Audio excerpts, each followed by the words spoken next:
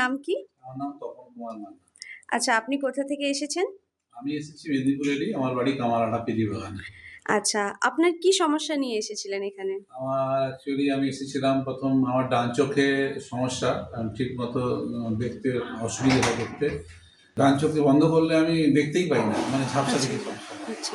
আর এছাড়া ওখানে একটা ওই কালো মাছির মতো সারাক্ষণ উঠতে দেখি আমি। তো এটা চলছিল। হুম। মাঝে আমি একবার এতে গেছিলাম, মানে দিশাতে গেছিলাম। আচ্ছা। আমি ডাক্তারবাবুকে দেখানোর পরেও গেছিলাম ওখানে।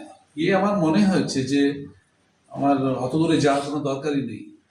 আমি ডক্টর সামন্তর কাছে উনি যা যা আমাকে বলেছিলেন A to Z এভরিথিং ওরা ওটাই ওখানে বলেছে। আমি কেন কষ্ট করে অত দূরে যাব?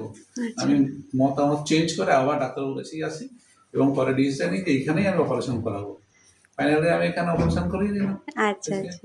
এবং সবার এখানে যে প্রত্যেকটি নার্স হ্যাঁ। ম্যাডামদের বিহেভিয়ার ইজ বিউটিফুল।